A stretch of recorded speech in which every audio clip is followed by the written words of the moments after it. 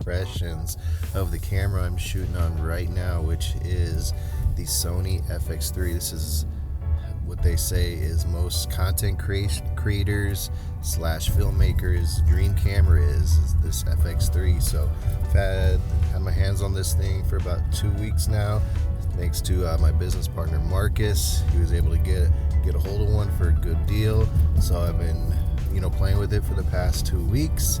So I definitely want to give you guys my first impressions, the good, the bad, kind of overall what I think about this camera so far.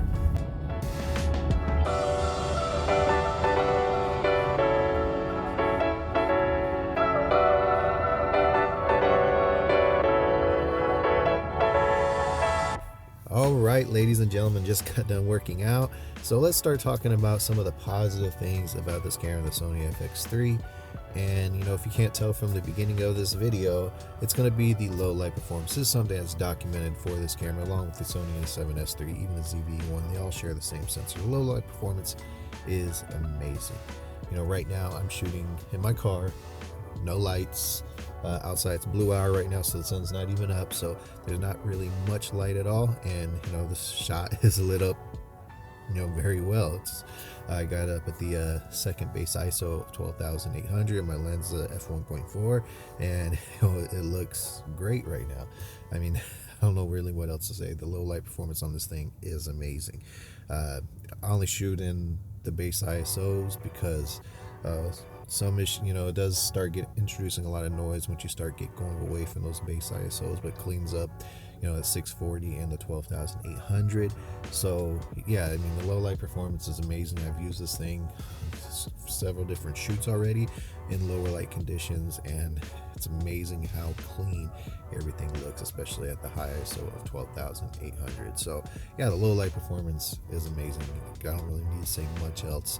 Like I said, it's very well documented how good the low light performance is on this camera.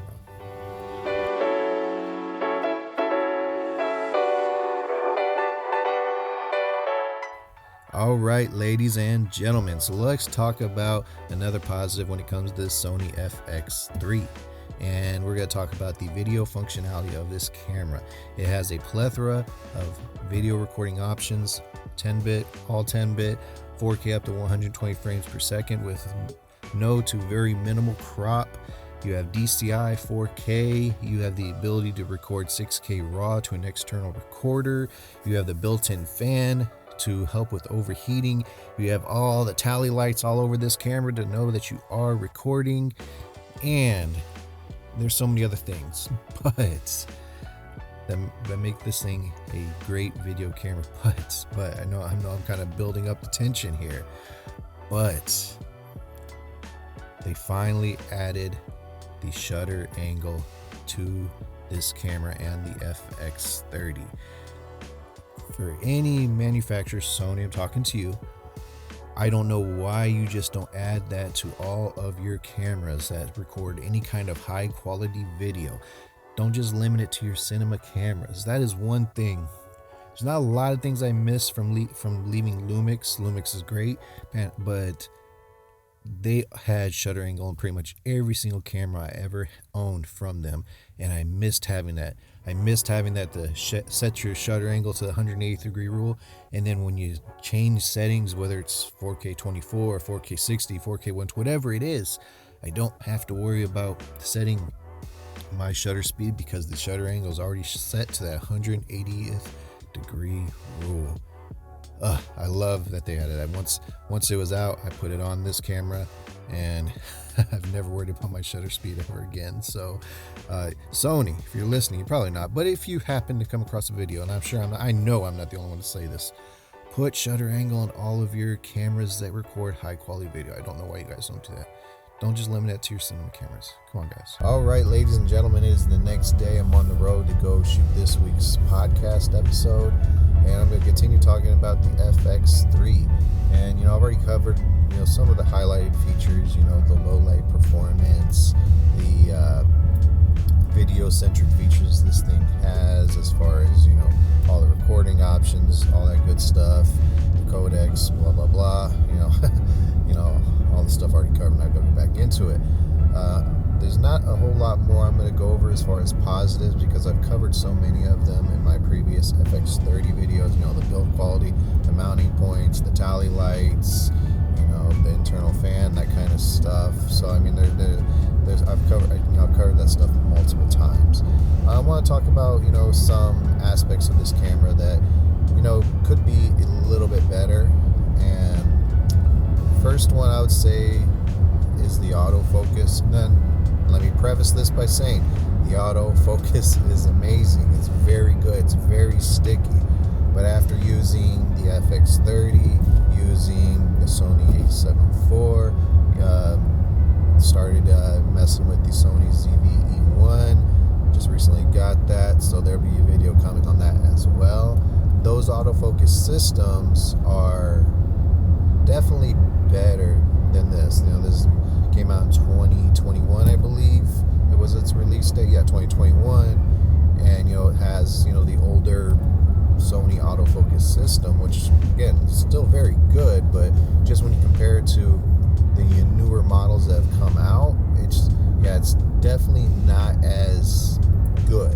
Again, preface by saying it is good, but it's just not as good. So if you're someone that wants, you know, the latest and greatest, best autofocusing system, this camera's not going to have that. But to me, is that a reason not to get this camera?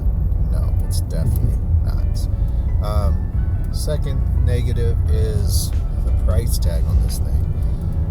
Brand new, this thing is almost $4,000. That's a lot of money, and I understand you are getting a lot of camera for that price. You know, this I solely believe this is definitely one of those dream type cameras. I've been loving my time with this camera, but $4,000, almost $4,000, is a lot of money. It's not no small amount of change.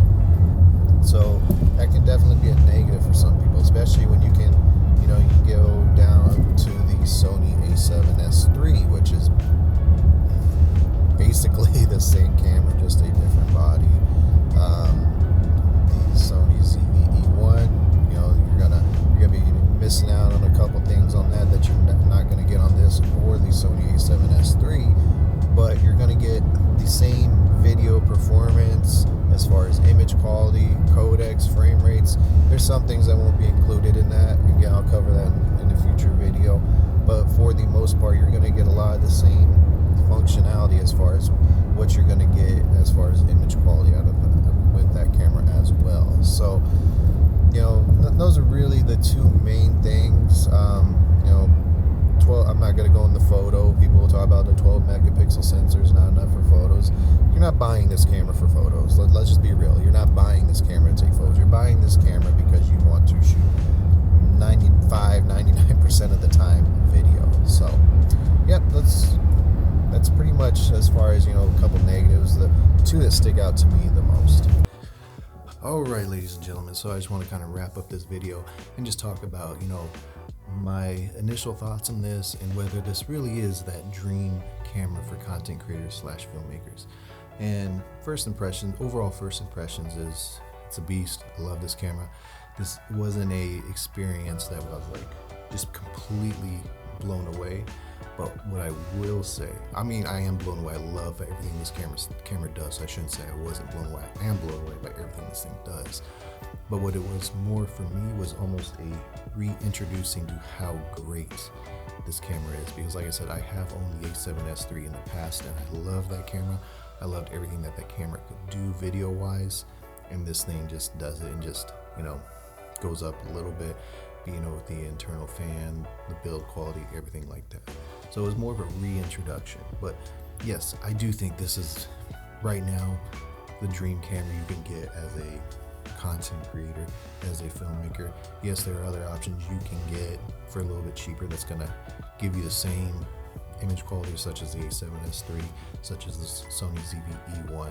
They got the same sensor. They're gonna give you the same image quality, the same, you know, 4K, 10-bit, full frame, all the way up to 120 frames per second, you know, that kind of stuff.